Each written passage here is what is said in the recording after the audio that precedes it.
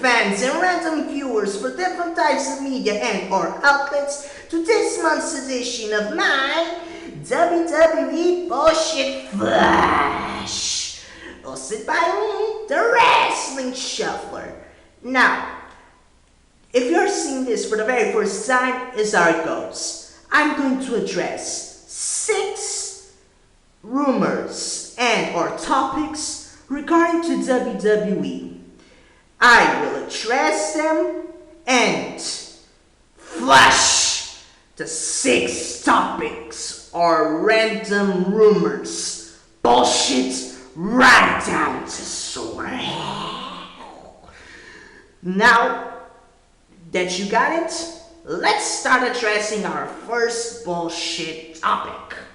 The first is a coward equals money, which it's equivalent to say that a cowardly eel draws money, or a eel has to be cowards to make the baby face look good, and in order for people to pay money to see that baby face kick the coward eel's ass. Now, this is more regarding JR's point of view of his podcast, the Ross podcast, where he said that the eels don't have that much rules to break, and it's much easier to make a baby face, and it's a lot more difficult to make a heel, due to the fact not only there's no rules to break in wrestling anymore, but the fact that eels don't know how to be a true villain, and most eels or some eels have to be cowards in order to draw money, because how can JR's point of view, if he sees a guy that doesn't run away from anybody and shows that he's tough, he doesn't have hatred but only respect. Now, although JR's point of view is indeed correct on some level, there are that much wrestling rules to be broken in WWE. That's a fact also that could establish the psychology in a ring for a heel. And I do agree that some cowardly eels can make a lot of money, can make the babyface, the people want the babyface to kick the coward's eel ass that much more, but this has already been pointed out. The problem with this is, one thing is that you be a coward if an eel's being coward in a smart way. Like you say, unlike John Cena that says, "Oh, I'm not going to do this. I always accept the challenge." A heel tactic move would be I'm not going to waste my time on you today, but I'll do it in another time. That's a smart eel. Although a cowardly eel, that's a smart coward eel. Now, although cowardly eels can have advantage, not all eels have to be cowards to draw money, and not all baby faces have to be too much pandering to draw. What's wrong with the WWE in that aspect, in my opinion, is that the eels act all the same, the faces act all the same. They're too much to type one-dimensional type of characters, and when you have that and don't have that much spice and personality, that wears out the interest level. So that's my cue on the coward equals money, or the cowardly eel equals money. Damn it, I can't talk. David Spades for you. So that's my point of view regard to that. Although some cowardly eels does help bring heat for the baby face, for the people to pay money for the baby face to kick that guy's ass, that's not always the case. When you have too much of that, it comes to be oversaturated. I don't know if that even a word, but it becomes boring after a while. Now, the second bullshit is the internet fan excuse. The internet, the fact that some people blame the internet. Oh, hey, it's the internet fan that say that wrestling sucks, their partner sucks, and whatnot, that the wrestling sucks. Man, if you translate internet fan by the letter, everyone's an internet fan. Everyone has internet. Everyone loves the internet. Everybody has one. Almost everybody has one. Everybody has a computer. In fact, I don't know a world of today, a place in the world today where without a computer you can't even regulate in normal society anymore these days. So the fact that some people blame the more critical wrestling fans, the internet fans kind of excuse, that's bullshit because I know plenty of people that are internet fans or are big website fans, and many people that don't have the internet or didn't have the internet in decades past that were watch wrestling religiously. So if you want to criticize the smarts as internet fans, like some curse words to put on wrestling critics, that's a very lame excuse because they are people that have internet or know or have some product knowledge on the internet that probably know way less about wrestling and are way less fans of wrestling than a person that's been watching religiously wrestling for 3 or 2 decades, let's say. So that's the internet fan label for the critics is pretty stupid. It's bullshit, and people in the wrestling business and outside of the wrestling, mainly in the wrestling business, should stop using that label. Next bullshit is World Wrestling Entertainment. World Wrestling my ass. I can't believe that WWE as the term World Wrestling when most of the wrestlers or most of the audience target to WWE is mainly American. Now, I'm not saying that there aren't wrestlers from other towns like Sheamus from Ireland, Paige from Britain or from England, or Great Khali from India, or for different types of background. But if you're really World Wrestling Entertainment, then you should have a variety of not only wrestlers from different types and many major different types of countries, but the style should be different. Why did I never see a wrestler from Portugal, Spain, Finland, from Holland, did I say that right? Germany, from, a bigger variety of wrestlers from all different types of worlds. Because when I see World Wrestling Entertainment proclaiming themselves to be World Wrestling, I can see then why the major roster are filled with Americans. Why then I haven't seen that much more of wrestlers from all around a world instead of specific countries, And not only all of that, but some library pertaining to World Wrestling Entertainment are not available to all countries around the world. So how can you say that WWE is World Wrestling if they don't have the target or they don't present it always as a World Wrestling type of company directed to all of the people from different types of background all over the world? That's stupid to me. It would be a lot more coherent if it says that it was an American wrestling company, the WWE, not World Wrestling, more like USA Wrestling or American Wrestling. If that was the case, I would say that's true. But by saying World Wrestling, you don't present an American type of atmosphere into it, That to me seems like bullshit. So we're wrestling my ass. The fourth bullshit is you sold out.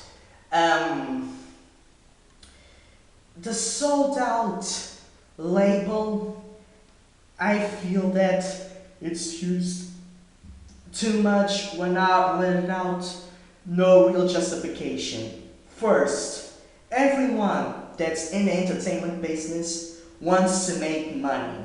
And unless they say they're against mainstream or against this and whatever, and they show the opposite side by joining a thing that they were against, that is really a sellout. Like to me, I saw a couple of people suggesting that the reason why Sting didn't join the WWE early, it was that Vince McMahon feared that Vince McMahon would just make him apparently like all the rest. And if Sting is against WWE, Sting joins WWE, then in my mind, the closest to a sellout probably is Sting for that matter. You know what I'm saying? Not saying that Sting is a sellout, but to me a sellout is a person that says, I'm against this. Like, I'm against me, but yet I'll sponsor me. You know, that's the kind of thing. If wrestlers, all of them, didn't say anything about mainstream parts in particular, and they all there to earn that much money in order to be in a good place, should I label them as a sellout? You know, every one of us has to make money. So, when I see a wrestler that doesn't criticize anything or anybody or any company, if they are much bigger, should I label them a sellout? Why? He didn't break beliefs. He didn't say he pretended to do this and then wanted to do that, and that the stuff he didn't want to do, he did. Is he a sellout? If that was the case, yeah, many guys could be sellouts. But the way that wrestling uses, oh, this guy's a sellout, not even wrestling, entertainment in general, that's just stupid. Point. Now, 1, 2, 3, 4. The next one is nostalgia is overrated. Now, what I mean by that is many people. I sometimes when I see all guys come back to the WWE, even HBK, my favorite wrestler of all time, comes back. I get that I like HBK, but even I feel that in wrestling nowadays, there's too much returns, and the returns aren't special anymore. You see many guys returning to wrestling, but they don't do squats. I don't care if HBK is my favorite wrestler. When HBK returns now, it's irrelevant. It's boring to me. It becomes it's freaking stupid. Legends of wrestling returning has become the equivalent of what Raw did in 2009, where from special guests they appeared on special occasions and actually did something, like Mr. T, Mike Tyson, or in a similar degree, even Mickey Rourke and Donald Trump in a lesser degree, I guess. Nostalgia isn't working. I mean, look at TNA. They tried reviving ECW. They tried relying on the old-timers of wrestling, and now they're fighting for a television deal. So that just comes to show you that probably this era is the era that relies more on nostalgia than any kind of wrestling of era that I can recall. I mean, even in the golden era, even in the attitude era, although they used veterans to make stars that much bigger, but the actual stars were stars, not right now where the stars of today aren't sticking it or are being showcased properly in order to build and shine, So, the 1000 episode of Raw. The one thing that cut me off the enjoyment was that I feel that this was a returning legend show. And once again, they relied on nostalgia. And I feel that makes me boring. I know nostalgia is good sometimes, but even nostalgia can be overplayed and boring. And that's why I think that nostalgia is overrated in today's wrestling business industry, So, the final bullshit, but not the least, is divas drama in wrestling. And especially divas wrestling. I feel that when people say that, the only way women wrestlers can draw is by sex. Although I do agree in this case, since there are Iron Ring divas instead of women's wrestlers in a wrestling company, I feel that these divas should sell sex a whole lot more, to be honest, because wrestling isn't what they are good at, especially acting.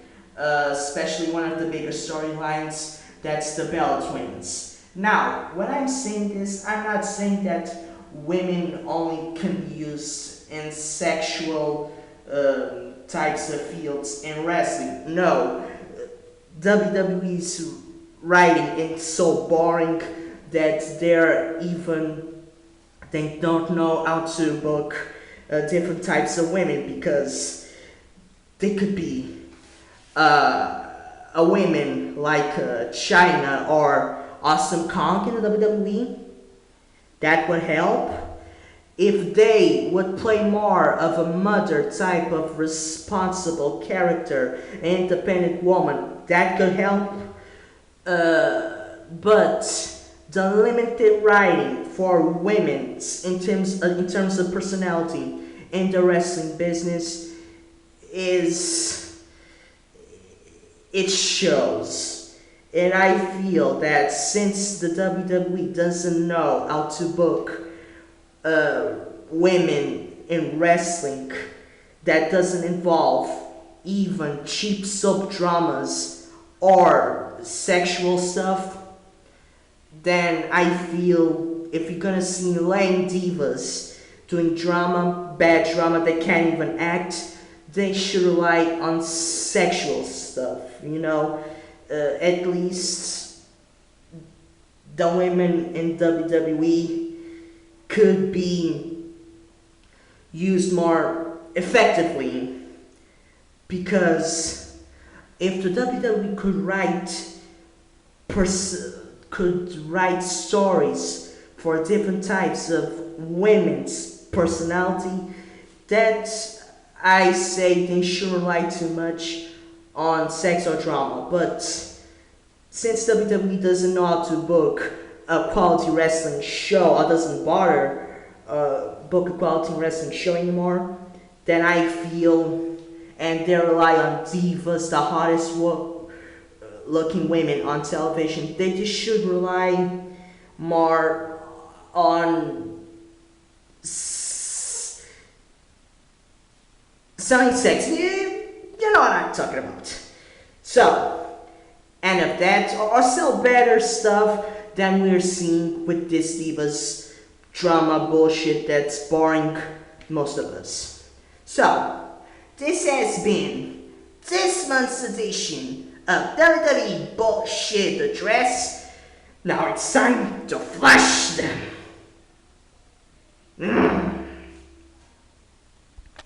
So we have the bullshit right here. Now it's time to make the proper burial of this bullshit ends. I consider your 6 topics to be flashed. Down to sore hell you go.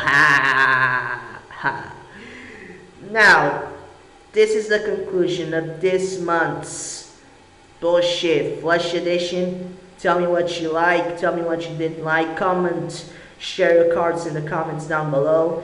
I am the Wrestling Shuffler. Probably tomorrow I'll be bringing the Night of Champions Magical Mystery video preview, and also the other video after that I'll be doing the Roll of the Dice's sequel. This has been the Wrestling Shuffler, and all I gotta say is see you next card.